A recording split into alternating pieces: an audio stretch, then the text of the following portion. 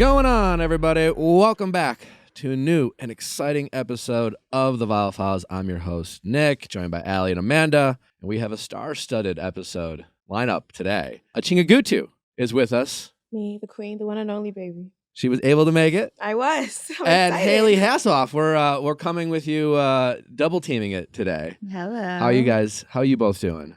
We're good. I'm having a pretty delicious start to my week. So Ooh, a delicious start. delicious. And Hayley, is yours also delicious? I would say that my life's always delicious. God, I'm gonna steal delicious. How are you doing? Desirably delicious. I'm doing desirably delicious. Now that we have you ladies here, before we get into the Bachelor Tea of it all, how are you ladies just high level enjoying the season so far? Before we get into this episode, what are your just overall thoughts on what we've been seeing? How are you enjoying it? Thoughts, criticisms, compliments, all of the above. Yeah, I'm really loving this season. I think definitely having two bachelorettes is something new and fun. It's just interesting to see how they both interact with each other and then the men that they're with. Something that I've just been feeling is like there's been a lot of comparison between the two women, which is fine. Gabi and Rachel have their own experiences. But I think I'm excited to just see how things go. I'm really interested to see how Gabi's journey continues, especially now that a few things have happened based off this past episode. So I'm feeling good. Okay. Yeah. Achieng is feeling overall good. After this episode, I definitely don't want two leads ever again. I just don't think it works. I think that they wanted to switch things up, but I think it's really, really difficult. And the comparison from the beginning, it's like you spent the whole entire time not even looking at the men. You were just looking at the women and them comparing each other and trying to figure out where their hearts were with themselves. Yeah, we know more about how Rachel and Gabi are different from one another and how they find love, and we know almost nothing about any of these men. And now it's hometowns. Or their relationships. How has it gotten into hometown so quick? Yeah, no, we were halfway through this episode where they're obsessively talking about hometowns as they always do, and I'm just like, who is Tyler again? You know, It's just like, right? Meanwhile, Tyler's just like, I know I can spend the rest of my life with her. You know, I'm like, really? But I feel like Rachel's feeling the same way, though. That little rendezvous with Jesse where they're having a bit of a conversation, I feel like they're both a little bit like, oh, this is great, hometown. Well, they were fighting over Rachel via cheese. I feel like Rachel likes when the men compete for her. I think she really likes that a lot. Yeah. And I think it's about her validation. I feel like she needs validation from these men. Oh, yeah. And something that I was also thinking is that I feel like Rachel is trying to be the best bachelorette and she's not trying to find love. Hot take. I think that's a fair criticism. I can't with you. Hot take. No, I really feel like that because it's a good she, take. you know, the whole time she's like, are we like around the room? We all agree it's hot. Yeah. Because the whole time she's like, I don't know if I can be the best bachelor. Baby girl, you're here to find love, right? Let's talk about that. Let's have those experiences. She's either comparing herself to Gabi or trying to have these men like, none of you guys were looking at me today. I also think that's the show. Like the interview questions that are being asked to her are probably prompting her in a bit of a way as well. 100%. Yeah, 100%. So there's a lot of editing that's making it kind of come across that she's feeling this way that I think people don't recognize that happens with these types of shows. I think the show in general, to your point, Hayley, is always going to emphasize, like they like it when the people on the show make a big deal about whatever it is. That's not stopping Rachel from still choosing to prioritize the relationships that are working and not focus on the validation she's not getting. So it's not, as I always say, like, yes, casts are often set up to fail, but how they respond to failure is kind of how we end up critiquing, you know. But I also think that it's like, I think with Rachel, what you're seeing with having the two women there is that they're really tapping into inner child and other issues that maybe are coming up now for sure. Because the comparison is so in front of their faces. Like, yes, you can get rejected on a dating app or rejected in real life, and then you can kind of go live your wonderful life. This is their only life right now.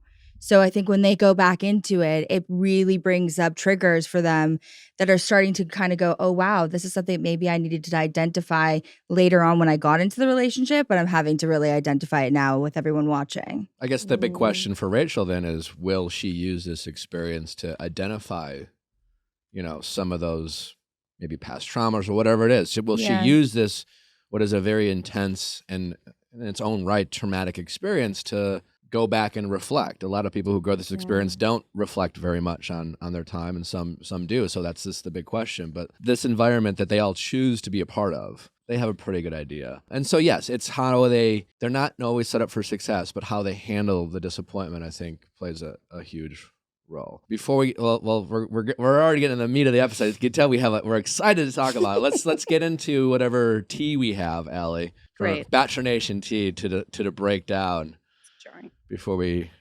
further get into this. Now Perfect. I'm excited to talk about it. Well, let's just dive right in, shall we, folks? People are talking a lot about Kelly and Peter. Kelly Flanagan, Peter Weber. Obviously, they were together. They broke up. They both did a little podcast tour, said some comments about how things ended, why things didn't work out. But they've now been spotted together twice in the last couple weeks. I was shocked. Yeah. She talked some shit about him. She did. She very much did. As far as Bachelor breakups go, she might have talked the most shit about an ex. Mm-hmm. Well, and then he kind of like responded back to that. He wasn't a fan of that. But yeah, I never thought that we would see them like cordially together, not once, but twice. She kind of went on a bit of a let's shit on Peter tour. Yeah. And he definitely responded, which he didn't have to do. But yeah, but I'm glad they seem to be mending fences. Yeah, they've been seen at the airport talking. 2 weeks later, they were both at the Chicago Cubs game. You know, were there kind of maybe for like a management PR thing, and they just happened to be with the same management company. So we have no context in terms of... There was no PDA, there was no hand-holding, whatever, but they were definitely cordial and talking. For all we know, they just happened to be put in the same room. And the same flight. Because they were seen at the airport together, and then 2 weeks later, they were seen at the Cubs game. 2 weeks later. Okay, that's not a coincidence, right? Wait, I just maybe like being friends with your ex, but then if she also talked shit, like for a while. I mean, who knows? Maybe they're over it. Maybe they've mended some fences. But when they ended it, some couples. She say? It was she just was it like a post? It was more than a post. She went on a few podcasts. She went on a couple podcasts. The one she talked about the breakup, and she was saying like she basically was like, get up. She strongly implied, and maybe she even said that he was unfaithful and that he was a bit of a fuckboy. Was my understanding. Maybe there was some healing. You know, healing happens. Yeah, for sure. Yeah. Healing happens. So maybe there was some healing at a Cubs game. I do know. At the Cubs game. I remember talking with Peter briefly about it when I ran into him once, and he didn't get into the details, but he definitely had two sides to every story. Like, what am I supposed to say? I think often in Bachelor world, some of the men and exiting relationships feel like it's a no-win situation for them. So they tend to just take their beatings and hope that the beating doesn't last that long. But Peter got a beating. And so I'm glad that there seemed to be. Yeah. They took a photo with a fan at the Cubs game. So how do we look at that? Let's say they're like, at least now they're friendly. Maybe they're not getting back together, but like, does it make us revisit the harshness of the criticism that Peter received, or could it still be fair criticism? I think it could still be fair. But is it fair criticism? I don't know. If you don't really know the situation? We don't really know. Yeah. You know what I mean? Yeah. Like, is it ever fair criticism when you really do not know? Because there's so many different sides. Well, yeah. Until Peter comes out and actually says this is what's up. I guess it would be fair. Like, they know is the point. Well, yeah. So, like, if you're Peter, and if it was, it's like, I guess I did some shit. I'd prefer her not to say anything. But like, or was Kelly, a harsh with her criticism and ultimately just mad that they broke up and was trying to win the PR game, as often couples do when they end it. So either way, I did not see this coming. I don't think anyone did. I didn't see a reconciliation coming. ShipStation, why work harder and why spend more when you don't need to? And yet so many people do. People are so efficient with their life choices, their relationship choices, but don't do that with your business choices. And I'm talking about ShipStation. ShipStation gives e-commerce sellers an easier way to manage shipping so you can take all the energy that goes into managing orders, choosing characters, and printing labels and use it to grow your business. No wonder ShipStation is already trusted by over 100,000 sellers. It's an incredibly amazing platform. We have always used it with Natural Habits. You get the same prices that many Fortune 500 companies get. Deeply discounted shipping rates, normally reserved for the Fortune 500 companies. You can easily compare carriers, rates, delivery times. It integrates with whatever platform you're using, like Shopify or other e-commerce platforms, and helps you give great customer service. So no matter how big or small your business businesses, think of ShipStation to make sure that you are shipping your product the most efficient and affordable way to your customers, because that's usually the most expensive part of your business. And it's also one of the ways that things can mess up in terms of you not getting the right product to your customer at the right time. So let ShipStation help your business run seamlessly and more affordably. Sign up using promo code VIALL for a free 60-day trial at ShipStation.com and start breathing easier with every shipment. That's 2 months of stress-free shipping, and it's free to try. Just go to ShipStation.com, click on the microphone at the top of the page, and type in VIALL. ShipStation, make ship happen. As your fall schedule fills up with activities and obligations, even a small time saver can help feel like a big help. And that's where Grammarly comes in. Grammarly is an all-in-one writing tool that makes clear, conscious communication easier than ever. And if you're like me, who struggles with writing and knowing where commas go, if you're dyslexic or maybe not really efficient when it comes to writing emails or reports or presentation, Grammarly is helping so many people do so more efficiently and faster, and is making life so much easier on those people. It integrates with every single platform on my computer. So with matchmaking, for example, I'm using email, I'm using chat, I'm using the specialized website for the website interface, and Grammarly is compatible with all of them. It catches not only spelling errors, but also tonal or grammatical recommendations.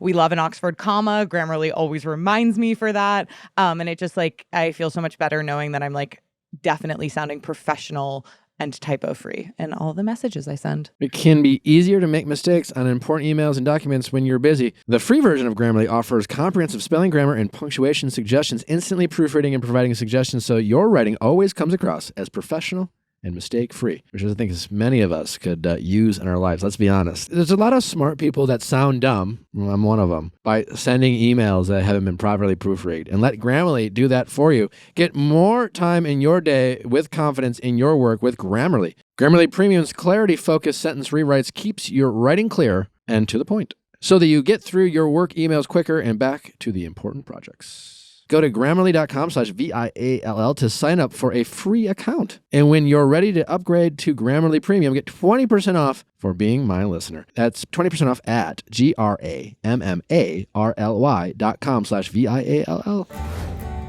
Speaking of other couples, Maddie Pruitt got engaged to a lovely man named Grant, who people just really know because his father is a billionaire. But the two of them did an Amazon Live video that is kind of stirring up some comments. I have so much to say about this. This was a paid gig.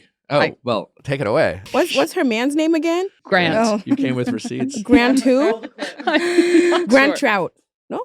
Grant? Yes. Grant Trout? believe Trout. That's fun. Did y'all see when he posted the we got engaged Remind us. situation? I think he changed it. But he was so I did a little something. I had the way he said it, I was like, why is she marrying this child? Whose baby is this? Literally, he was like, So I did something is the caption that you post when you're 19 and you dye your hair for the first time. No. And it's fun and it's exciting and it's appropriate for that occasion. literally, he was like, y'all, so I have something to tell you. That's how I was reading it. Because it was I've been hiding something. My shawty. That's how it was. And then he put at the end of the caption, as Drake said, and put a Drake lyric. If my man ever does that, I was just like, what the heck? And I felt like the live that they did was it felt like high school. They were like, oh, we went on a the way they fell in love was they were driving and she was like, are you gonna play some Drake? And he was like, yo, I'm in love with you. I love you.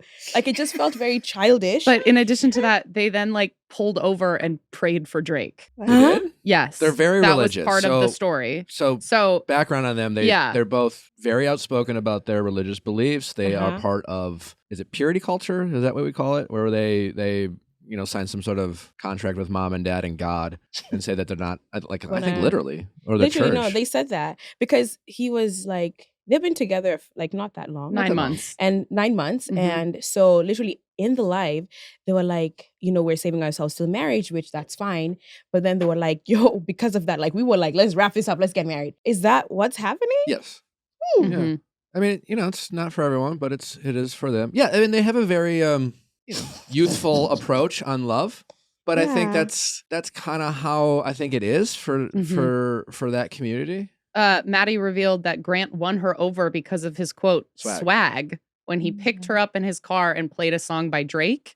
And one of the comments on the live said, "Swag is slang for my dad's a billionaire." I mean, No. I'll say this about Maddie Pruitt. She's not for everyone. I'm not for everyone. You know, she has a very specific taste, or she's very outspoken with her beliefs. I will say this about Maddie. She's only getting started. She's not going anywhere anytime soon. I think she's going to be ultra successful in whatever she wants to do. And whether as will Drake, whether you subscribe to the Maddie Pruitt channel or don't, I think she's on the path she wants to be. I agree with you. And it's going to go very, very well for her. Oh, I see what she's saying. Yeah. There's a space for everyone, and I think that's a space no one's tapped into too. Well, a lot of people have, but either way, I think she's going to be successful. Are you talking about her marrying a billionaire son? Oh, I mean, that helps. That's part. Do you think this will last? Do you think this is like I do. something? Yes, I do. Yeah. I think they're very. I don't see Maddie Pruitt ever getting divorced. I think they prioritize relationships and love differently than some other people. And this is a very more conservative, traditional approach to love and relationships. I see them dealing with whatever stresses come their own relationship differently than others. They'll prey on it. Yeah. They'll prey on it. Not for everyone. Yeah. But it is for them. There we go. So Kaitlyn Bristowe has been pretty vocal about her feelings about not being asked to host this season. She came on this show and was saying to the point where it's like she kind of felt like she deserved to, having been the only other Bachelorette that had a second Bachelorette, even if it was just for a night. She wanted to be there for the women. And, you know, she had said something along the lines of with the Rachel of it all, and Rachel having these kind of like meltdowns or crying. She had said that if she was hosting, she would do things differently. And she had said, quote, "I would have tried to adjust Rachel's crown and remind her she's a goddess." People kind of like ran with that. And then she ended up commenting back. Was that just like a comment on social media? I'm guessing, yeah. I think she tweets a lot during episodes. Okay. Yeah. But yeah. And so then she ended up commenting back on Instagram because I think some people were kind of going nuts and commenting about that quote specifically. And she said, "Some of y'all are nasty. I am here to say I like Jesse as the host. He's incredible. I have an opinion on every season. I'm not inserting myself. I'm being asked by media and things are being picked up because I had 2 Bachelorettes on my season. I love Gabi and Rachel and Jesse. Everyone is killing it, and I will continue to use my own platforms to have my own opinion. Thanks for those who have kind words. I truly hope everyone has a great day." So clearly people thought that her saying she wanted to do it or she would have done things differently was very like anti-Jesse, which I don't think was the intention, but I think she still probably maintains she thinks that a female season, a Bachelorette season, should have had a female host. My guess is she probably still thinks that. Sure. Yeah. Yeah. I mean, I'm glad that Kaitlyn, that she's just advocating for this show. You know, she's reminding people that she is sharing her opinion. Bachelor Nation, they're passionate.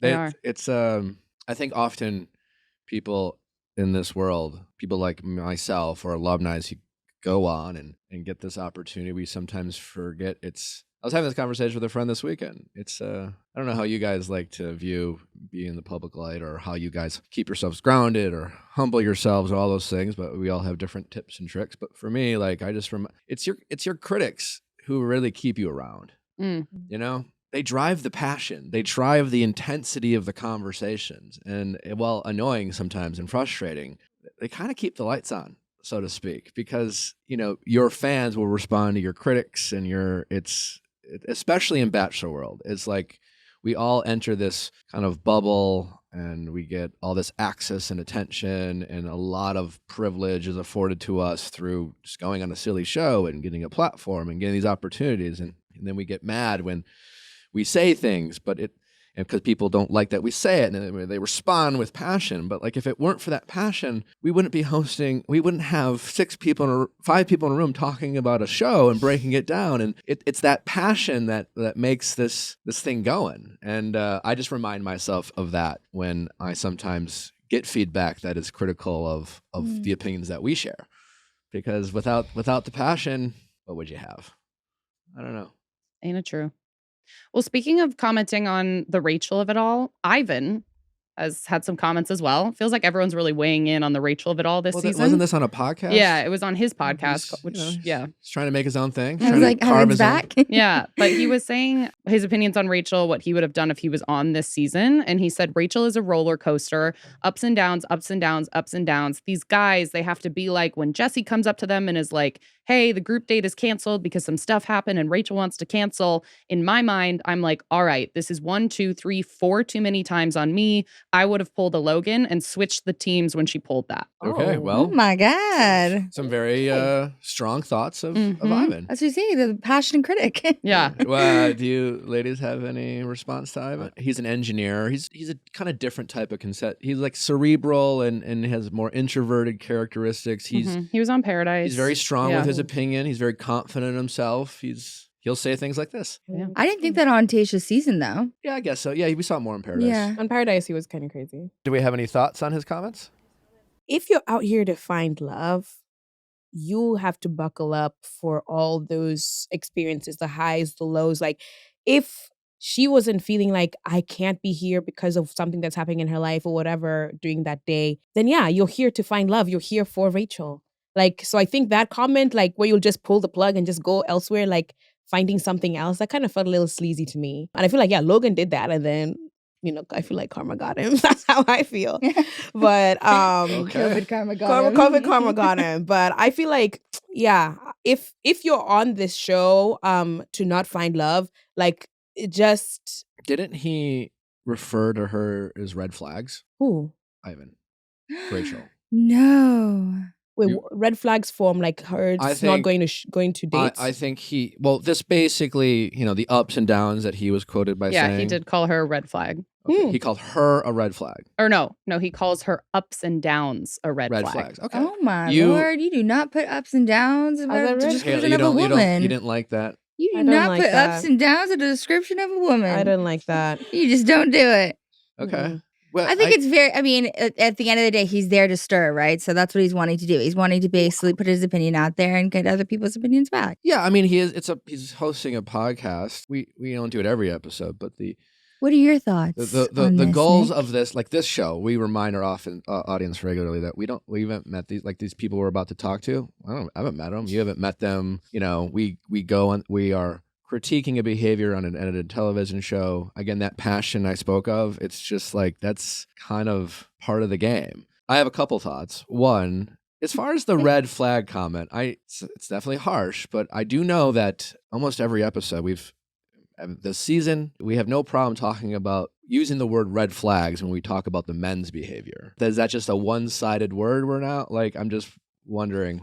No, definitely not. I think there's a lot of stuff inside, obviously, this episode as well, that you kind of look at the identification of, like, if it was a bachelor in the situation, like in Gabi's group date and things of that manner, I think that you can use red flags for either or. Okay. Yeah, I just want to make sure that that's still okay. But as far as like, this episode, like, I don't know how I'm guessing if I were to sit down with Ivan and be like, hey, so what do you think? And I saw other quotes from the interview, and he said things like how he likes Rachel and he complimented Rachel. Like, this is obviously pulling out of like a bunch of these things he said. But like, we preface this by saying like, we don't know these people, right? We're commenting on the behaviors we see in an episode. Like last week we said things about Gabi and Rachel and Logan, and some of those behaviors carry forward, and it's a new week. So now we see different sides of them. And we watch these episodes, everything is siloed into like, people are being told, well, usually like Gabi's a certain way or Rachel another way. Like, we don't know enough about either of these women. I haven't met them to say like these behaviors that we're seeing from Rachel, we don't know if that's Rachel. Amen. But we can comment and say that the behaviors that Rachel is showing, well, if that's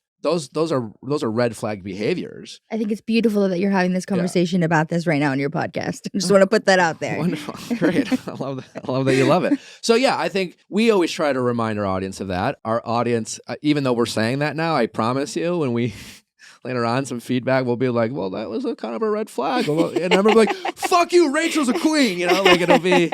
But yeah, we don't know, like, these people, men and women, Logan, Tino, later in this episode, they react to things and we comment on them. And so I don't really have a problem with what Ivan said, as long as, and I'm guessing he would acknowledge that, is that he's not saying this is who Rachel is. He doesn't know much about Rachel, but last week, did she showcase behaviors that if that were how she handled disappointment in all situations, then I would, like we've all had friends, right? Who are just like, how's Becky going to handle the news? Like let's make sure Carl's okay with this disappointment. Like we all have friends, whether that one friend in the group that no matter what happens, it doesn't go their way. We have to like stop what we're doing and make sure they're okay. And we don't know if, we can't say if that's Rachel yet, even though and the show is all about like taking these moments and making you wonder if that's who they are. Because we get siloed into these one characters often. Well, it also feels like Rachel is a very external processor and like very much talks through and like shows emotion about how she's feeling. And so I think it's also hard because like we're getting her like, it feels like some of maybe her most insecure thoughts or like at her lows, like she's actually vocalizing them versus like for the rest of us, like I know I think terrible shit about myself, but I don't usually say it out loud. Yeah. So I think that's part of the, in terms of when you handle emotion that way and you're very like verbal, then we also know can fall under fire. To Hayley's point, like for all we know, let's say, Rachel was bummed about something and then she sat an ITM and then she was like, you win some, you lose some. Yeah. And then they were like, a producer could have been like, really? Oh, well, that would have crushed me, Now, the question is, does Rachel take the bait or does she stand in her power and say, no, well, good for you. That's not how I would handle it. Or does she respond to that moment? Like, these are all... It's hard. I've been on, like, I've had my fair share of those types of shows, and I can tell you, sometimes it can be hard. It can be very hard. Sometimes you're like, oh, I'm going to take the bait because I want to have the conversation. But then you're like, oh, no, it's going to be chopped up. You're like, and then you walk away going like, I gave him a lot of content. I gave him a lot. I just told my entire life story, so you never know. When it comes to that stuff, how I look at this experience, and this is like, because I empathize with that side, that the show is not always there for you.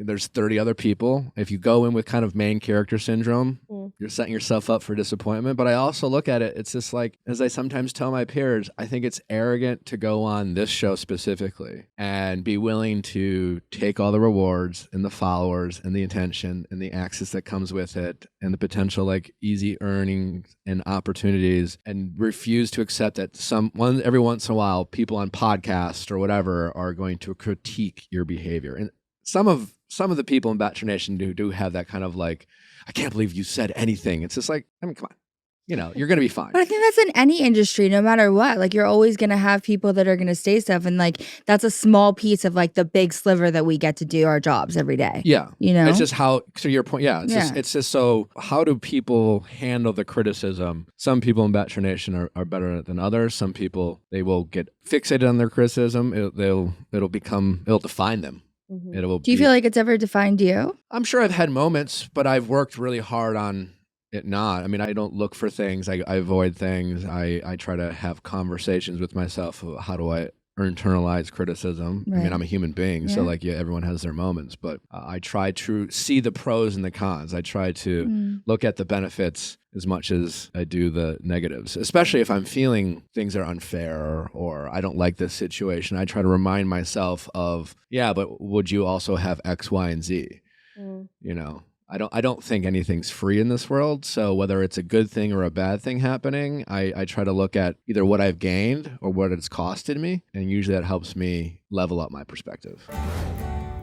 We need to be making sure we're keeping our minds right just as much as we are keeping our bodies right. And that's where BetterHelp comes in. BetterHelp is making it easier than ever before to connect with a licensed therapist to help you navigate through all those common mental health struggles that so many of us have, whether it's money problems, stress in our relationships, stress at work.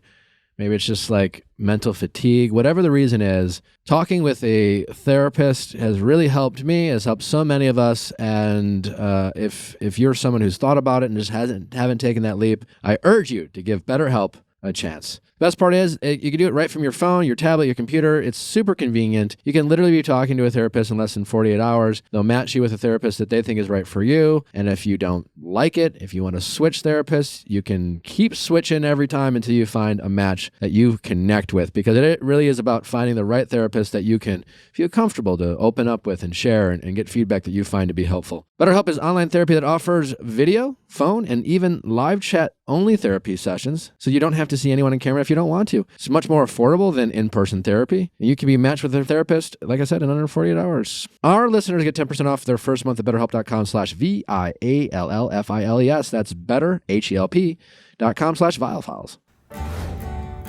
All right, let's get into it. All right, well, the episode starts with, I guess, the Nate of it all, right? It's so sad. I'm I really cried my eyes sad. out. It was a bummer. I mean, I hate to say I was right here. I really like Nate. I really like Nate. And Yeah, I really like Nate. I feel like their connection felt like good, really good. I feel like it felt really good for Gabi. She felt loved in a way that I don't think she has. And I think she's articulated that. And I feel like Nate also like really touched into her needs and her wants. And I just really loved that. And I think when she was saying bye, it felt like she was doing it because she has also articulated her experience with her mom and how she's still healing in that place and how she's not ready to like be a mother to somebody else when she's dealing with her own mommy issues. I feel like you've mentioned this, but like I think that was really real for her. Yeah. I think it was really real. And I think she had to make a really hard decision to be like, I really like you and I feel like I'm getting feelings for you and I feel like I could love you, but I can't do that because I'm going to have to stretch myself if I'm going to be with you in this relationship. When you say real, do you mean like she felt real sadness, or do you feel like when you say real, you're talking about the chemistry between her and Nate? I think both. I think I felt really good chemistry between both of them, and she articulated that. Oh, am I dreaming? I feel like she said like how she really she felt. Definitely articulated it. And yeah. I feel like it was real sadness. And I'm gonna say I feel like the guys that she has right now don't have the same connection and the chemistry that she has with Nate. I think that's a fair thing to say. I think that is a product of two bachelorettes. I think this episode with them hammering hometowns, and they always try to raise the stakes, and they do that every season. But this is the first season where we've had two separate groups of men. We had 10 guys to start this episode. So any other season, you're like, oh, we still have 10 guys. There's a lot to get through. There's a lot to get to know. But we keep hearing about hometowns, and we're just like, who the fuck are these guys? Everyone has had one-on-one. Nate's had some of the most screen time. So we've even had the opportunity not only to get to know Nate, but get to know Gabi and Nate. So I kind of honestly see it as, it kind of seemed like a bit of a Bachelor edit for Nate. I think they might be setting him up for potential Bachelor. Just the way they kind of shot it and the emphasis they put on. Like, he was a guy who went home the week before hometowns, and usually that doesn't get like a big goodbye, so hoorah, for sure. And so they really have invested. I'd watch it. But think about it, they invested a lot of screen time. They knew how Gabi and Nate were gonna, when the season started airing, they knew how it ended, right? We didn't know, they knew. And so knowing how it ended, they still invested a lot of screen time into that relationship, knowing that he didn't even make it to hometowns. True. And so that screen time we got to see between her and Nate was screen time we haven't been able to see between her and Jason, her and Johnny. I mean, Johnny, it's just like, hello, Johnny. Yeah, welcome right? to the show. Yeah. As in, where was he? Yeah. Exactly. They pulled him out. It's like, they pulled him out for the sex fetish. Yeah. Like, it was like, Johnny, just come out now. Literally. We'll drip some It's candle your wax turn. on you. No, this was that whipping thing was his shit. Yeah. That date, he was like, thank you, this is my time to shine. He was ready. Spencer fucking hated it. He was so uncomfortable. Oh, yeah. I wanted him to way be too dignified for that. I know. I wanted a little more Spencer, I thought it sexiness was for Jason Spencer. who hated it. Well, Jason's always been kind of like low key. On the back. Yeah, so like it was hard, but like Spencer was like a clear like, you are uncomfortable, sir. As far as back to Nate and Gabi, I never really, like I said, I think there was more of a mutual respect rather than a mutual connection between the two. Even like, think about it. Like, I think Gabi's concerns are valid obviously, of sending him home. She's doesn't want to be a mom yet. She talked about not having healed properly. Totally, like, I can empathize with that. Like, that makes a ton of sense. You know what I'm saying? There was no moment where, even if it was like the most logical choice and it made the most sense and the most pragmatic, there was no like moment of like Gabi or Nate kind of fighting for the relationship. You know, there was no like, hey, listen, like, there was no Nate saying, and again, maybe this was the best, healthiest choice, but even during heartbreak when we're sad, sometimes we're not always, you know, thinking healthy and positive. And there was no Nate being like, I'm not asking you to be a mom right now. Yeah. He or she, my kid has a mom. I just want you to be my girlfriend. You know, that's kind of how I felt though. I was like, there's just such this love. You guys are like cuddling and crying and like loving each other, but nobody's bringing up the elephant in the room. And the elephant in the room is like, we all come with different challenges and things in our lives. Why are we cutting off this beautiful love right now before we even take that next step? Because I don't know if the beautiful love real was all that real. Okay, now when you say that, that actually makes sense. When night one happened and all the guys got out of limo, like, not always, but typically the lead is like, there's that one person that triggers them, that sparks them, that makes you go, oh my God. And Nate wasn't it for Gabi. I think it was someone else. What if Tino left? Whether it's through COVID, I'm just saying Rachel would have fought. It might not have been healthy to fight, maybe, but she would have fought. You know what I'm saying? She would have, and I would have fought. You know, like if you were down this love journey and this far along, the leads are starting to wonder. But I feel like it's different though. It's like they're here to be engaged. They're here not to stay boyfriend and girlfriend. That's going to change in a matter of weeks. He couldn't say, hey, listen, let's just be real here. We've only known each other for a few weeks. While this show is about like getting engaged, we can do whatever they want. And even if we get engaged, he didn't even just broach the subject. He didn't like suggest it even for them to work through it and still decide to break up. You know how sometimes when you're like going through it. I love how when you said earlier though, it was like the healthiest. And I'm like, it really was healthy. Am I a toxic person? You know what I mean? Like you're over there like, I want to fight. I'm like, I'm over here, I'd fight. And so it gets to the point of, you know, thinking about what is the healthiest approach to have this type of conversation, or do you really kind of fire it up inside? There's making the healthy choice, but there's still like, let's take out toxic. Sorry, that was the wrong word. Passionate. Yeah. Like a passionate fighter. I mean, like, I'm glad that as a conversation around dating, we're like working through what's healthy, what's toxic, but we are human beings. Yeah. And like in the moment when we're like feeling love and we're about to lose something that we think is potentially like really special to us, like we might not be perfect in the moment and we might you know, make a case for an argument that we might work through and realize, you know what, maybe it isn't right. But there was none of that.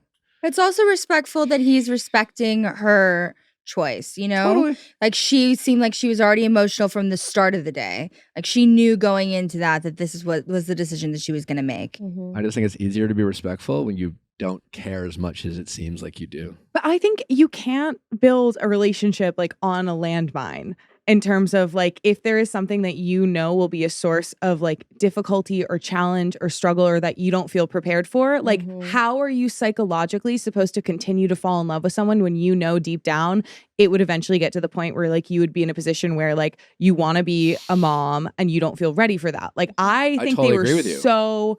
I think it was so real. I thought the way they kissed each other when they first saw each other for the date, like it was like a long, lovely kiss. And then there was like, do you know what I mean? Like it was just like stuff that I don't think you can fake in terms of like the genuine affection, the way she like put her head on his shoulder. And I agree that it was like, it was a little bit disappointing that they didn't fight for one another, but I think that was a testament to the way they were both so like mature. And I think both of them like had one of them like kind of extended that like outreach, but I miss you. I think they absolutely would have taken it, but I think both of them had too much respect for the other person's role, like Nate for how Gabi needs to be definitive and make decision, and Gabi for the fact that she's in this huge position of power and she can't give him the runaround. Maybe. I don't. Wow. But I agree with you. I think Let you me can't push the mic after that. You're like, thanks, done. I agree that you can't build a relationship on a landmine. And I think they both knew that when their relationship started.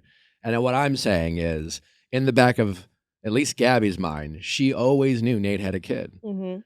And so I think that stopped her from really saying, fuck. Because in this world, you have to say, this is crazy.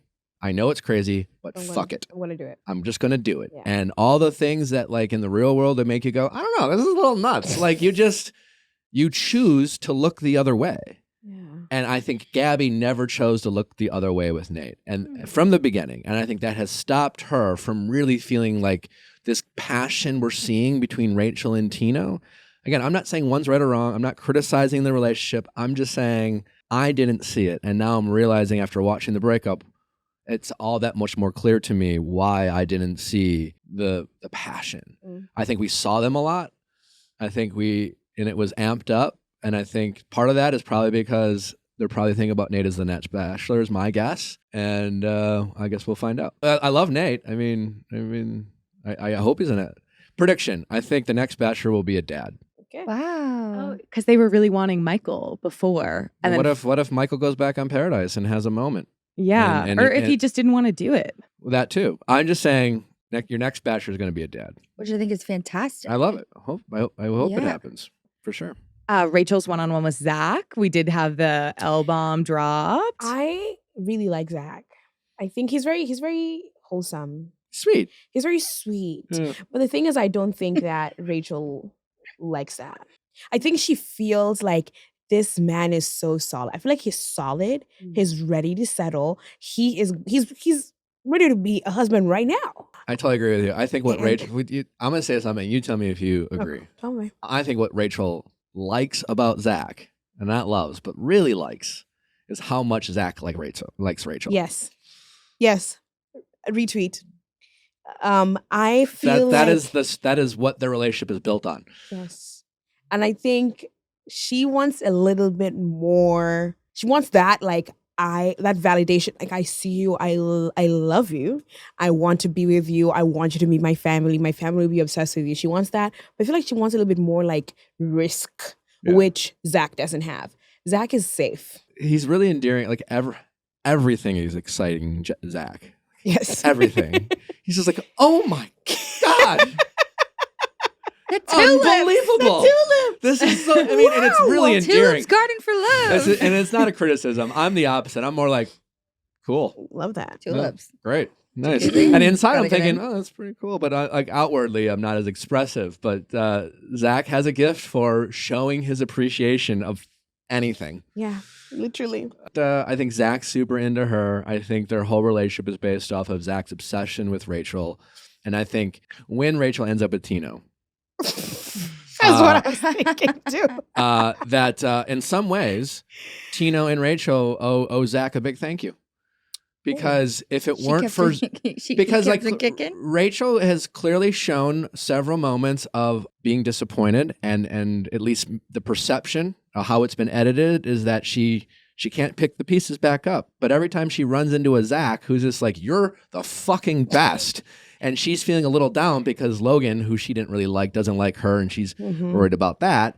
He picks her up, and being the lead is really hard. It's so hard. And I think Zach has really helped bring Rachel along the way and pick her back up when she needs to be that's why he's getting a second date before anyone else, because we're she needed to pick me up. It's like Zach is Rachel's Red Bull. It's her cup of coffee. He's the primer for Tino. He's a fluffer. He's a bachelor fluffer. But did this not feel like seeing this tulips that bloom 2 weeks of the year? Beautiful. To me, that feels like kind of like a shopping date moment of this is kind of a once in a lifetime thing. Do you not take someone who's a front runner? I also think she's ending up with Tino, but doesn't that kind of tulips? That was great. They were beautiful. They're beautiful. I think sometimes, but I think knowing Zach, who I don't, but from what I've learned, is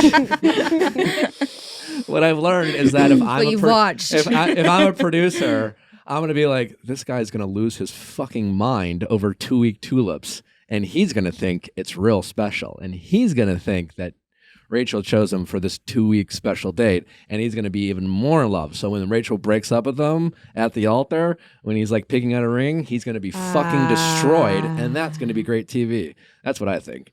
Wow. Yeah, he's already kind of giving Brandon. But I was going to say though, very Brandon vibes. And maybe we don't know. Maybe different, but similar. Totally. And maybe it is kind of like a validation thing where more than a connection thing. But I will say Rachel was like glowing on this date. Like I was like, oh my God, this is the person I remember from Clayton's season. Like she was like, oh, when they were riding bikes, like her and Zach, she tried to like stand on the seat at one point. Like I was like, yes, okay. Like this is the person who, like, this is the Bachelorette, because we've just seen her go through it and be in such a different place emotionally. And so I do think it's a good thing that, do you think it's fair to keep someone around because they make you feel good?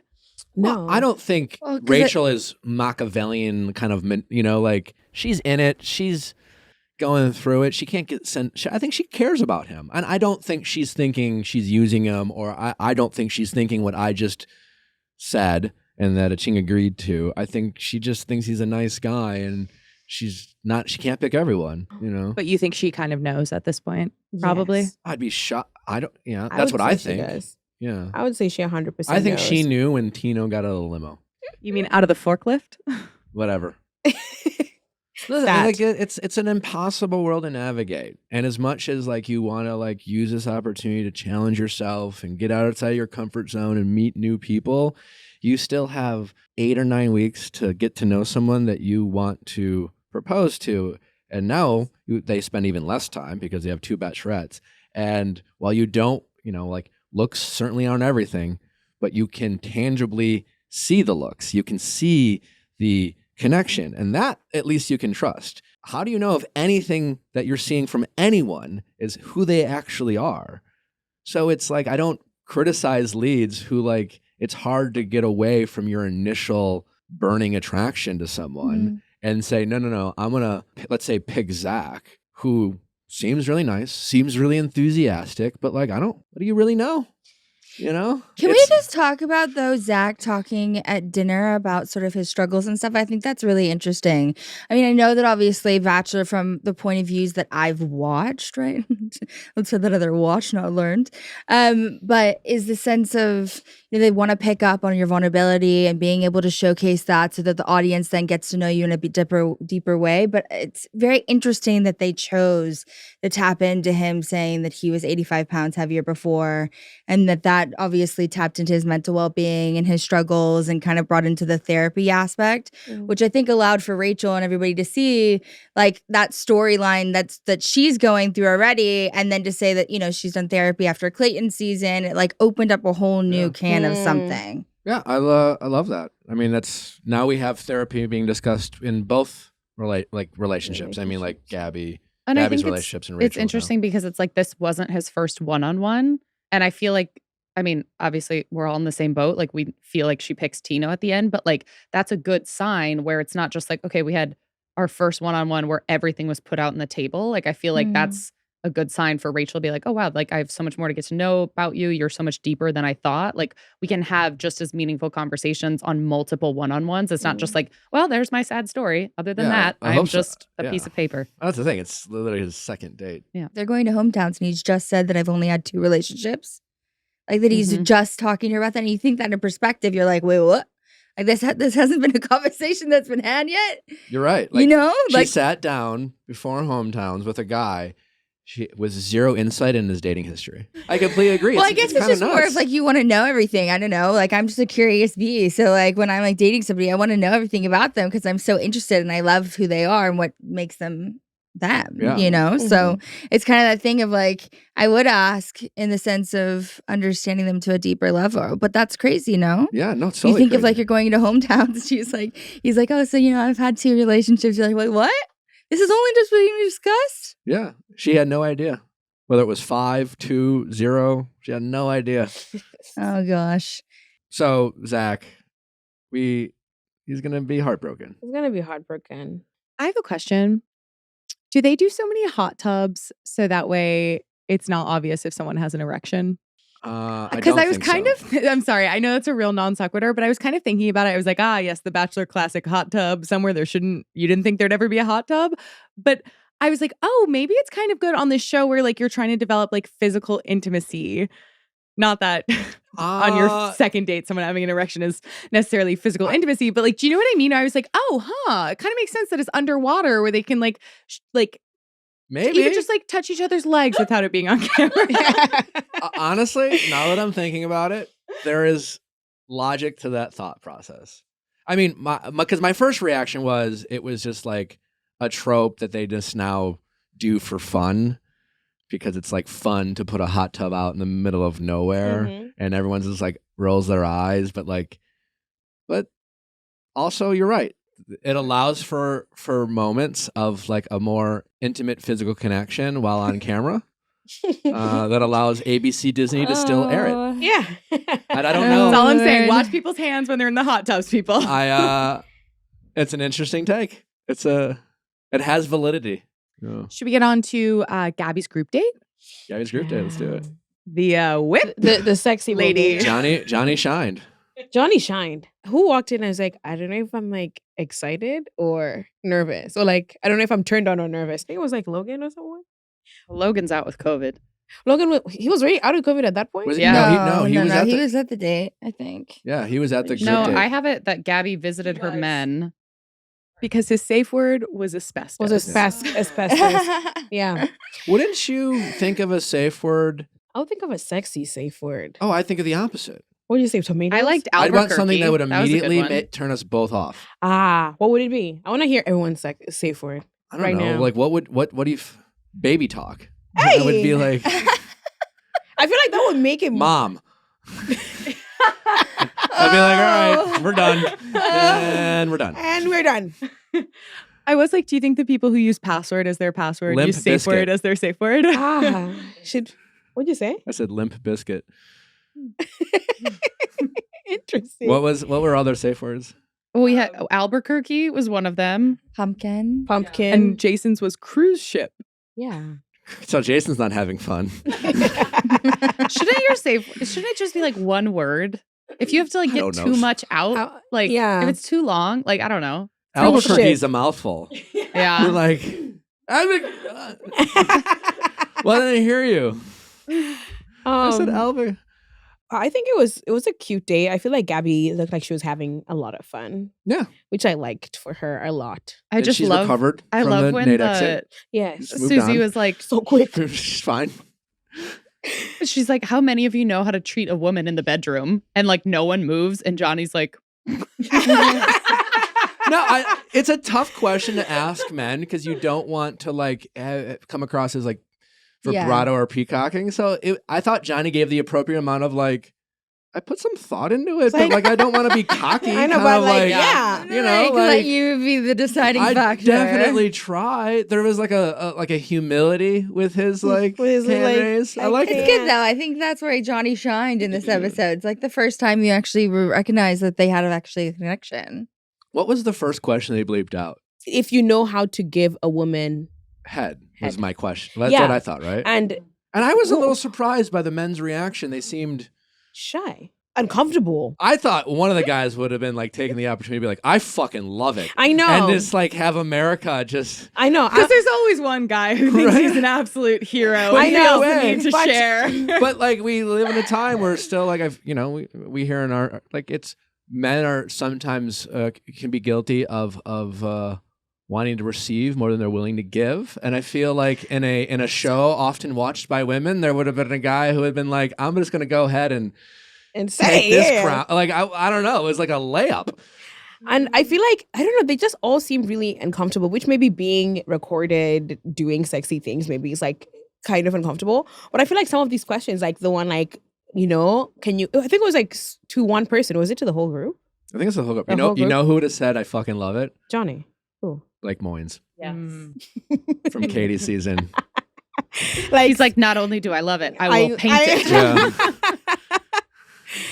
But yeah, I feel like if somebody came out and said like, yeah, you're not even saying like I give good head. I give head. That's it. That's Or just say Enough. like I really enjoy Yeah. making her, whatever. because it's pleasure. Like it's always like a two-way thing. And like you just said, like I think on a show where a lot of women are watching, I think having that, step up would be chef's kiss. Yeah.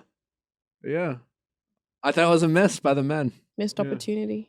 I don't know. What was some of the other questions they had? Jason had the commentary where he was like, this is not Spencer's natural element. And we Yeah. have like Spencer, the military man, being like, knots are for purpose, not pleasure. He was truly struggling. Yeah. Eric said he was sexually open, which I feel like Eric might be I could see him being a front freak. runner. Yeah. Yeah. I would like to see Eric go to fantasy suites. Who was if the he's one I'll sexually say? open. I'll try anything Oh. twice. I like that. Oh, that was that Johnny? I think that was Johnny. Johnny Probably thrived. Johnny was thriving in Yeah. this. I feel like Bachelor, like they keep bringing in more sex positivity though. Yeah. On the female side. I think, well, over the years, they've been more willing to discuss sex. But yeah, I think they, at times, are never, the show's never going to be accused of being the most progressive show out there. But every once in a while, they tend to try to be more progressive with their conversations. Yeah, I was gonna say Johnny got punished though for having so much fun. He was the one who got candle wax dripped on him. Get nipple plucked, or whatever. You should just Punished is the wrong word, but he was really leaning in, mildly tortured in a sensual way in front of 4 other men. But I do think it was a very much when Johnny had said on his one-on-one that he can't be as when the time he was weird and really let his personality and kind of dropped the cool cowboy stud mysterious persona was when his ex broke up with him. I thought it was a very good sign to see him so gregarious and out there on the date. I think for the guys who embraced it, they benefited from it. But I also think it's okay that some of them didn't. I also think it's okay for some of them to say, you know what, this is uncomfortable for me to talk about. Because not everybody wants to talk about their sex life, and that's okay too. Totally. I think that you shouldn't be condemned. Jason shouldn't be necessarily condemned for, feeling uncomfortable. Not necessarily condemned. I just think it speaks to, and I guess I honestly didn't see Jason as uncomfortable. And I think maybe it's because for me, my perception of him has always been He's generally more reserved. Right. Where with Spencer, it stood out more. And I'm not condemning. I think it's just more speaks to, well, if nothing else, lack of compatibility, because Gabi, it wasn't so much the sex element, but I think she just embraced the goofy, playful, who gives a shit, less polished, less worrying about, what are people going to think? Because Gabi comes across as someone who seems to be pretty good at being in the moment and really likes to embrace all aspects of herself. And I think anything that's considered non-traditional is an opportunity to do that. I think that's why we see her and Johnny have chemistry, because anytime Johnny shows that side, you see her immediately responding to that. So I think if nothing else, this date allowed Gabi to see who she might be more compatible with or not. And I guess speaking about Jason, even though I still think he might win, I do. I could be wrong. I do too. I think that's still an element of, that if they ended up together, that's something that are just not the same, which is okay. You don't always have to be. But they could be They behind could balance closed each other. doors. Yeah, sure. Maybe he's a freak behind closed doors. You never know. Jason could be listen, I if feel I let it he pop, is. it's It's done. We are It's not done. getting this genie back Yeah. in the bottle. Yeah. I'm either going 5 miles per hour or I'm going 500, baby. Maybe Love that's it. Jason. I don't know. Would you rather be on the sexy freak date or the strongman cheese competition? The sexy Well, freak I- date. Yeah. The cheese thing felt so. I don't know. Rachel was That's putting more in the competition again. There's a lot of Yeah. competition. Yeah, because she was they asked who's strong, and all the men were like, and Rachel was like, they're strong. We have strong men here, and so I felt like they had to She- compete. Rachel Compete. fucking loved it. She loved it. She was like, yes, you can do it. Go Tina. I will say- Her Go line where Tina." she was like, if you want to take your shirt off, I know you can. That was random to me, but also it was sexier for Yeah, sure.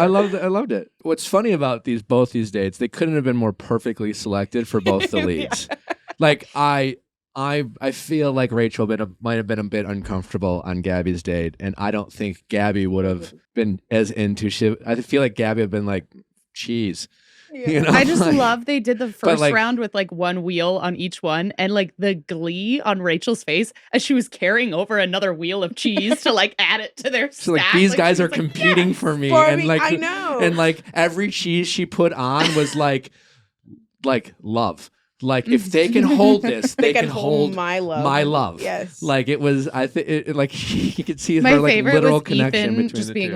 I'm lactose intolerant. Like I know. I loved Ethan on this date. Yeah, he thrived. Yeah. I loved it. Also, this was a strong reminder for the difference between gym muscles and man muscles, because like you saw a lot of gym muscles of Yes. like abs and all these guys at the gym and working out, and Tino, like obviously like he didn't have the, you know, what as we might call gym muscles, but he has man strength, and he just outperformed those guys. Like he was clearly. Like when the guys took their shirt off, like those, I mean, Tyler. Well, he even made Just- a comment Tyler about it. Avon Tino was made a like- comment Yeah. about that. He's like, I'm surrounded by guys who clearly Go to are the like gym. working Yeah. out. Just Yeah. doing curls. Yeah. Just up there curling the bar. Not really. Looks good. Gym muscles and man muscles, two very different things. Was anyone else a bit jarred by the Tyler of it all? Because I feel like he has like this like really cute, almost like baby face, and then he took his shirt off, and I was like, it just It doesn't connect. go. It doesn't. You're like, ooh. Yeah. the neck down It and the takes you neck back. up are It- two different people. It's like a teddy bear and like an action figure. Exactly. Like, Yeah. it's like when you were a kid and you got in this weird phase where you like take apart your toys And put something else put on something top. on them. Like that's Tyler. Like He-Man and your teddy bear when you were a child. But he's proving to be quite the competitor. What did you both see him all along as kind of like a real competitor, or was it You kind wrote of a her dark a horse? letter. What'd you say? It was the letter for her. Oh yeah, I do remember Did you write a letter? when they were doing the You love write her a notes. letter? I think that Yeah. was cute. He was like, I've had this in the back of my pocket. It was when they were doing poems or something. He doesn't do it for me. I think he just came out of the blue for me right now. Even when she gave him the group date rose, I was like, what? I was either thinking it would be Tino or Yeah. Ethan. So when she said somebody who makes me feel seen and loved and appreciated, like even Tino was smiling, even Ethan was smiling, and then she was like, Tyler. I was like, what? So random to me. I feel like the reason why it doesn't, it might not be Tyler's fault. I think again, this might be just how we're just not. They're not showing us the guys. They're not showing us the relationships. So it could go either way. But Tyler, when I watch Tyler for me comes across as the guy you see every season who's just like, this is why I defended Logan last week, because whether you like what he did or not, that was clearly a tough decision, and he knew he'd get criticism for it. And it's like, he must be like following his heart. I don't know if I agree with his heart, but he's following it. You know, where Tyler's just like, hasn't spent any time with Rachel that we've been able to see. He's Roner, and he's just like, I'm ready to spend the rest of my life with her. And I'm just like, okay, like I just don't buy anything you're saying. You're full of shit. That's just kind of how I see Tyler, Retweet. where he's just like in it because he's there. And as long as Rachel keeps him around, he'll say some like platitudes or whatever the fuck. But it's just like, I don't know. Yeah. Like I feel like I'm gonna run into Tyler someday, you know, and at these like group meetings, and Tyler is gonna like come up to me and talk about like all these like social media ideas he has, and that's just how. And that might be totally off base. I don't know him, but there's always a couple every season where they're just like talking about like they're running like YouTube ideas past me and asking like about their book ideas, and I'm just like, that's great, man, that's cool. Okay, good luck with all of that. And I feel like that might be Tyler, but I could be wrong. But okay, so speaking about her cocktail party, did anyone else think that it was like a little concerning that Avon was telling her basically like his parents did not like his exes and it didn't go very well? Wasn't Rachel's dad though really Very tough dedicated. in Clayton's Mhm. season? So Yeah. at the end of the day, I think she's like, I don't know why she wouldn't have brought that up and been like, you know, my parents are actually a bit difficult as well. You know, That's an interesting point. I actually she saw just it kind of as, said like, okay, I saw it as Rachel thinking parents like me. Ah. But I think that's an interesting point that she didn't have that kind of, that was an opportunity for her to maybe relate yeah. to Ivan, be like, hey, my dad and I have a close relationship. He's very productive. And because that's the thing with parents, like such a fine line, right? Like sometimes you can have parents where it's just like, hey, thanks mom and dad, but like I got this. And they don't know how to let their kids just make their own choices. And other times it's like a little heads up would have been nice. Yeah. Mom, dad, you know, like sometimes that's the tough part, I think, about being a parent. So I didn't really have a problem with Ivan saying that, but you're right. I thought it was maybe a bit of a miss. I also think it's nice that Ivan was that honest. Yeah. Yeah. You know, instead of kind of being like, oh yeah, everything's gonna be great, everything's fine. Like, I think it's kind of nice that he's like, hey, you know what? We've had some troubles in the past, but don't worry, like they're gonna see our relationship, which I thought was really Yeah. cute that he said that. Like they're gonna see how we are together. It was kind of like, yeah, my dad will have an opinion. Yeah. And he'll share it. he got a Redder for it. Yeah, But, one of his quotes was like, "They'll like me with you." Like Yeah, they'll like the way I I love look. that. And so maybe that's also telling of how Rachel feels about Raven. She's like, cool, great. Like maybe she feels nothing. You're going home after the fantasy I know. suite, so She it's was like, fine. I can't wait to. As in, like maybe she's excited to meet his family, or also maybe she's like, okay, great. Thank you for telling me that. Like I don't really feel anything here. It's Team Tina.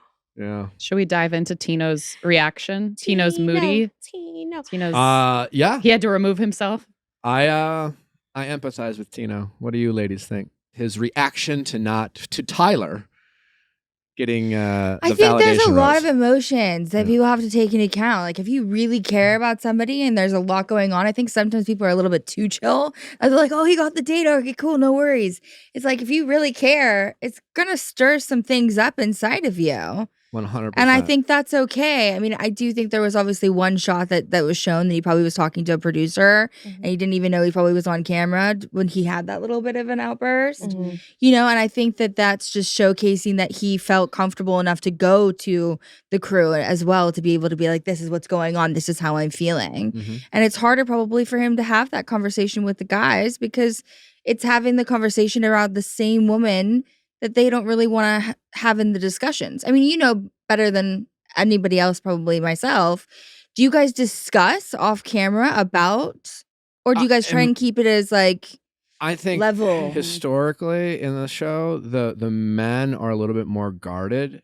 And for whatever reason, the women are more talkative about like their experiences with the same bachelor. Yeah. And the men are a little bit not as much. It, it can vary from person to person. But I totally agree with you. What about you, Achieng? I think that Tino was giving man-child vibes to me. You're a little critical of him. Yeah. So as in like, yeah, it sucks, but it feels calculated. He was like, I did everything right. I won the thing. I mean, I won the cheese thing. I told her how I felt. Like it felt calculated to me. Like he felt like I should have won, but he didn't, and he threw a fit. He definitely did not handle the disappointment as well as he could have. But Of course. I do empathize with the disappointment. And also it reminded me of this, it was early in this episode. One of the things I think the stupidest fucking things men on this show say, and they say it every fucking season. It's like, they're always like, do you think he'll be back? And they'll be like, yeah, he's a good guy. So yeah. It's like, what the fuck does that have anything to do with it? Like obviously you want the leads to end up with a good guy, but they always talk about like, as if like, and I hate it too, because it's this idea of, well, if you're a good guy or a good girl or a good person, then you shouldn't be rejected. Then, well, if you're a good person, well, then that you can't possibly not have a chemistry. And they say it every fucking season on every fucking date, and the guys say it more than anyone. Be like, yeah, he's a good dude. So like, yeah, he'll be back. And I'm like, I don't know, maybe they don't have a connection. Yeah. Maybe they're not a vibe. And if she does send him home, still a good guy. Still a good guy. Has yes. nothing to do with With- whether they're gonna like find a vibe. But they say it every fucking season as if like. And they do it because, well, when they don't send him home, then this opens up the door for be like, well, I don't know, maybe he's a bad guy. Maybe they saw something in each other. It's just like, I don't know, maybe they just don't vibe. Yeah. I don't like, it happens all the fucking time. And I think it's just so stupid. But I empathize with, I could have handled it better. I agree with you. But Yes. I'm more on Hayley's camp.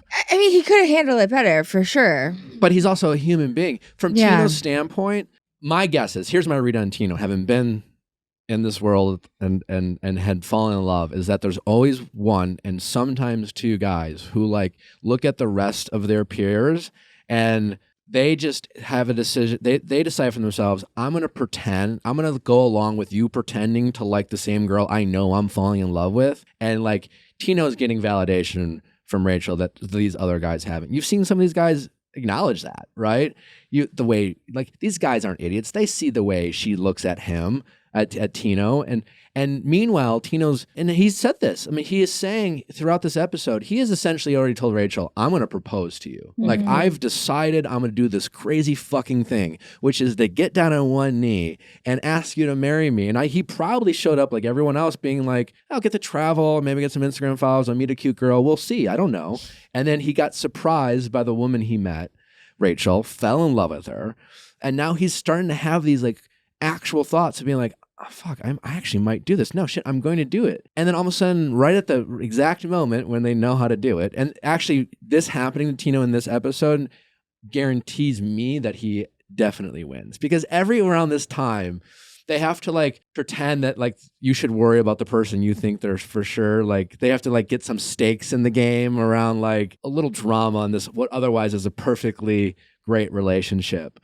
But yeah, I mean, like when Tino saw Tyler got that rose, he truly probably was like, "Are you fucking kidding me?" Mm-hmm.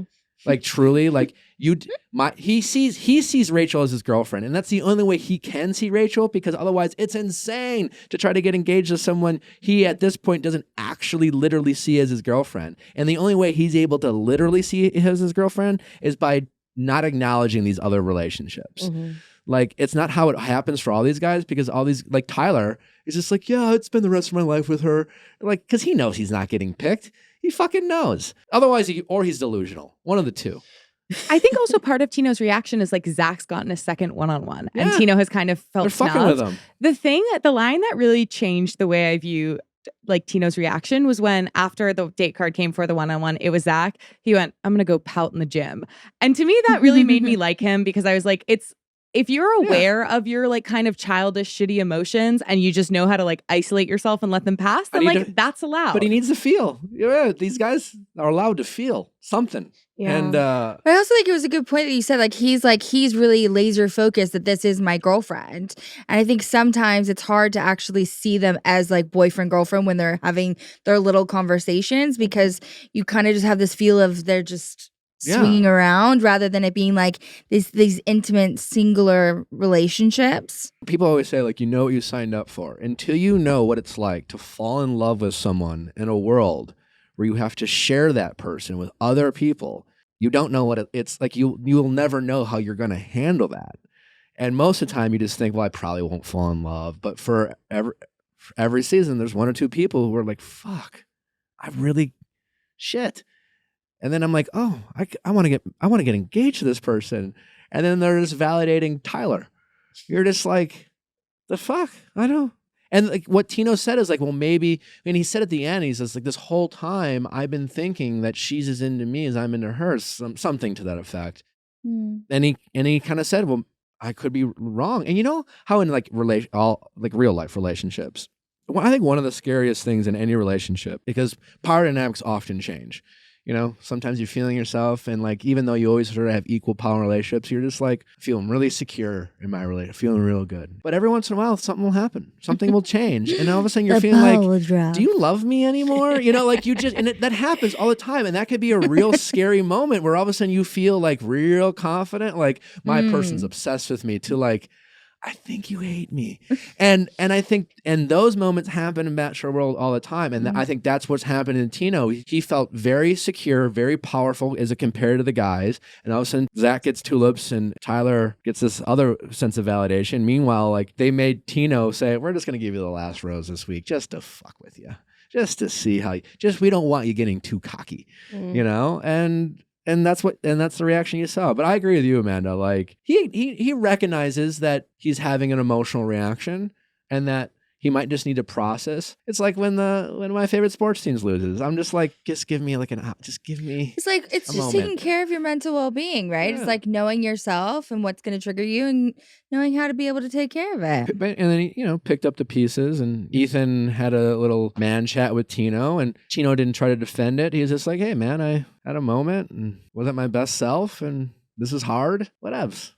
Also, can we talk about the quote? I don't know who said it. They did not show lips moving, but quote, Tino is acting like a real baby back bitch. Oh, it was Avon. Did Avon say that? Yes. That's a pretty creative. A baby back bitch. Baby back bitch. Yeah, the alliteration really adds that. to it. Yes. But I feel like I can understand that too, because Avon even said earlier in the date that Tino's been a front runner. Like he knows. So it's like, if I'm Avon and if I think I have a connection, but I've also seen clearly Tino is the front runner, has been from the beginning, and then he's going on pouting, I'm like, come on, dude. Literally. Like, how much validation do you need? Yes. I wish I was getting from her what you are. How much validation would you need to get engaged with someone in 8 weeks? No, I'm like, I understand Tino's reaction, but I can also see from Avon's perspective, like why he would use a comment like that. Because he's like, dude, you're the golden child. To be honest, whining. though, I see it, and I love Avon. I see it as Tino's the only one there for the right reasons.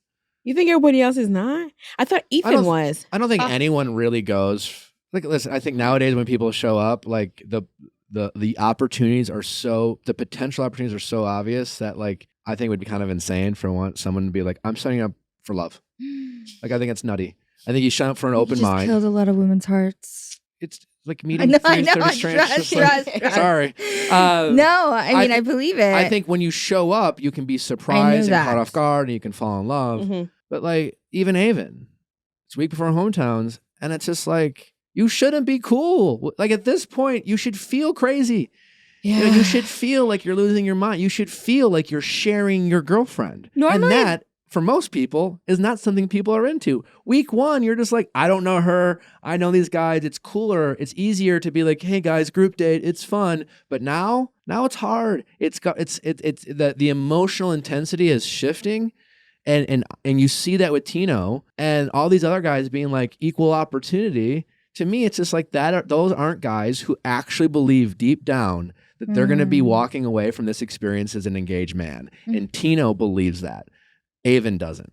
Normally, though, in the show, I feel like there's always one person that gets picked out for going on to the show for ill intentions. And I don't feel like they've really paid any attention to anybody doing that this time. I think, well, one, I've heard it was Broy, and two, you're getting the drama from the comparisons of the two rather than. I mean, think about what drama between the men have we seen at all? Chris? Yeah.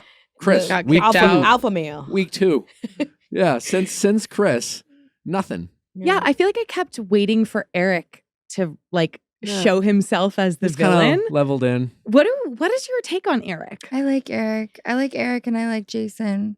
Quiet confidence. Quiet confidence is sexy. I still think she's gonna pick Jason, and if she breaks up with Eric at the altar, he's gonna be angry. Do you think it's gonna be them too? My prediction is Gabi and Jason, Rachel and Tino, and I think Eric is second. And I agree. You can just see the energy of the calmness as well. I think when they're calmer about it sometimes too, and like the group date, it showcases that there's a deeper connection that they just know, at least on the men's side. I do just feel like after Gabi's hometowns, it could be anyone's game. That is true. No, it's like I really think that like I don't feel there's confident. Definitely like Jason. I think I agree is maybe like a front runner, but then again, Johnny is really I really like the direction Johnny is headed in, and I think he's delightful. But I don't think there's a connection between him and Gabi. I think like there was like something fun that happened during the group date, and that was like cute, and she saw a different like version of him, but I don't think like she likes him. You know what I want? I want her to go to hometowns and then realize that she like actually loves Nate, and then she's gonna fall in love with him. It's possible. They've brought people back. I don't see it, but that's just what I want. Would you rather have Nate and Gabi or Nate as the next Bachelor? Nate is the next Bachelor, actually. Okay. Because I'm gonna be on that season. Because if you don't want your Bachelor to look like he can't get over. So if Nate comes back and fights for Gabi, that will take away from his like ready to find love with 30 new women. Mm-hmm. So that's a fine line they have to walk sometimes. Interesting. Just a little. And what do we think about the 3 men to hometowns and sending Spencer home? I think it's interesting that Logan definitely had Logan was going to go to hometown. I think having had no date. Okay, the thing is that I think Logan was here for other reasons. I don't think he was here to find love. I do too. I think that little weird moment when he was like not on any group, he went and had a few rendezvous in Amsterdam. That's what I was saying. Oh, you think he went and got COVID? I think that's how he got COVID, because like, how? Snuck off the ship? Snuck off the ship, went and got a few Dutch babes, and he was out. Okay. Yeah. And so I think he was here. Spreading rumors. He was here. That's my That's theory. Just a gut feeling. It's just a gut feeling. Yeah. And I also feel like he was there. I don't know if he was there to find love. Like even that like move where he was like, okay, I really like you, Rachel, but actually I'm really loving Gabi, but then also kissed both of them on the same day, like, which is fine. Like you're trying to figure out who you like most. I just don't think it was legit and honest. I think he's here for the brand deals. That's all I have to say. Hey, it's possible. A lot of unknowns with Logan, a real unceremonious like exit. I thought it was really interesting that the Jesse just didn't tell the guys. I think why. he wanted the guys to probably then have that conversation, leave it up to speculation. Totally. But I I thought it was interesting. I thought the show gave themselves away a little bit. Mm-hmm. It broke the fourth wall because it was, you saw him tell Gabi, obvious, he's got COVID, and then he doesn't tell the men. And by not telling them, it allows the men to speculate whether like, is Gabi's feelings hurt? Is Logan okay? The unknown of it all creates the drama. And it's such a simple tool that you get to do by just not telling. But then you had Spencer, which I mean, with the producer hat, like looking behind it all, you have Spencer who then was like, "But is he feeling okay?" So I was like, "Well, maybe they did tell them and they just didn't and edited it out, or not. That's Not even not weirder to edited me. it out, but maybe they told them off camera and then just presented it in that manner because Spencer did say, "But is he feeling okay?" So I was like, Eventually, I'm sure they told him, but in that moment, Jesse deliberately didn't, just to see how they would react. Yeah. Just to see if someone would say something or do something. And I just thought it was interesting that the show kind of outed themselves in terms of how they communicate with their contestants at times, which is, we'll share you information, we won't share you information, and we will see how you react. Yeah. And, whatevs. I just thought that was interesting on their part. Yeah. And I don't know what their goal was. So let's get into final thoughts. Well, you've heard my predictions. Achieng, are we just Tino? I mean, does anyone not I believe think, it's Tino and Rachel and it's Jason and Gabi. okay, and who do you think is going to be Rachel's runner-up? Do you think Avon or Zach? Zach. I think it's going to be Zach. Yeah. And the thing is that I sort of feel like Gabi won't end up with someone because I feel like during the last episodes we've just been watching, she's been dealing with a lot of her own personal growth. And I think she's really finding herself and like how she can love and how she can be loved. And I think the men who she has right now are not it. I think she really deserves a man who really like is riding for her, who really sees her and her experience as a woman right now and her growth. And I think unless maybe the hometowns are really something else and she has different experiences with their families, I just don't think she'll end up with someone that she's like really, she'll end up with someone at all or end up with someone that she's really into. I mean, your point makes total sense now, right? And that's the thing you kind of said, we still have hometowns. I still don't know how they're going to air it, but they're still going to have hometowns. We got fantasy suites. It does there's a lot that can and happen. then who knows, maybe they'll start giving them extra time. Maybe now there'll be a ton of emphasis on these relationships, and all of a sudden we'll get a completely different perspectives of these relationships. But we just haven't spent a lot of time with any of these relationships, and other than us continue to joke about the Tino and Rachel of it all, just because she's been so it's been so transparent, their chemistry radiates off the screen, specifically her interest in him, and then obviously he's reciprocating it. And Gabi this whole time has been more, she at least keeps her choices. I think she is careful with how she expresses things, and whether she's more thoughtful with it or reserved or whatever her reasons are. It's harder to read for Gabi, and whether it's no chemistry, it's just maybe it's the wrong guys, or we just haven't seen it yet. I think that's, I guess remains to be seen. But I think more like Gabi, I think Gabi's is the more interesting love story at this point because there are more unknowns, and now we're just wondering if how Zach will deal with the rejection. I do really like Gabi though, and I really do like Rachel. I think they're great girls. Yeah, they have a lot. They've shown a lot of great qualities, and they've shown some. They've had their low points, and that's how this show goes. But I love that they're actually showing their vulnerability and the real. Yeah. At the end of the day, we're gonna have waves of emotions when you're dating somebody, and things are gonna come up that are gonna surprise you. And I think they're not shying away from that. Yeah, and when Jesse's like, "How are you feeling about hometowns, Gabi?" without missing a beat, he's like, nauseous. Like I know, he's nauseous. very honest. Yes, I really like both of them, and I think it's just like exciting to see two women like really explore themselves and explore love in like such an unconventional way. So no, I love them both. They're chef's kiss. I love it. All right. Yeah. Well, yeah, that about does it. Achieng, thank you for coming. Can you please let my audience know where they can follow you, all the great stuff you're doing, well, whether it's on social media or in life, please let my audience know. Yeah. First of all, thank you guys for having me. This was so sweet. So delicious. So delicious. So delicious. Yeah, you can find me on TikTok and Instagram at No Ordinary Noir. It's a tantalizing, sexy part of the internet. We dance, we drink mimosas, and have a good time.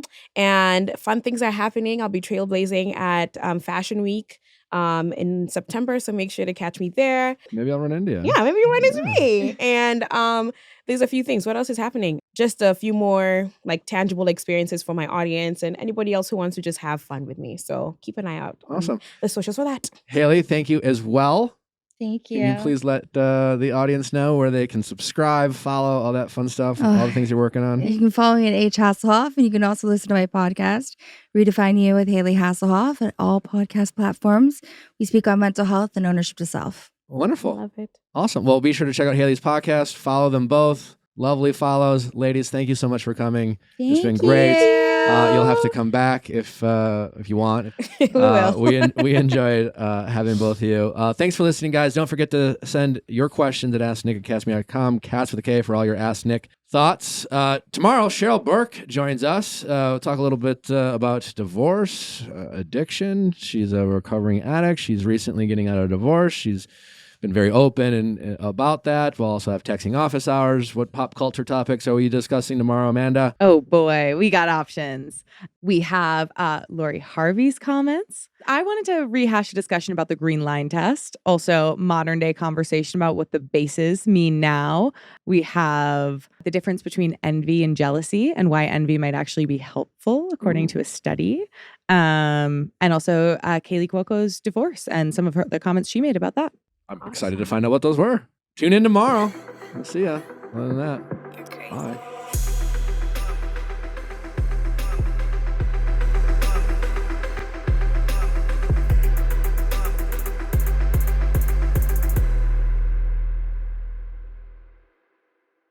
Hey guys, thanks for watching. But before you go, make sure you like, subscribe, and ring that bell so you don't miss any future videos like our Mondays Ask Nick, especially if you're looking for some relationship stories and relationship advice, as well as our Wednesday interviews with your favorite celebrities and experts. See you next time.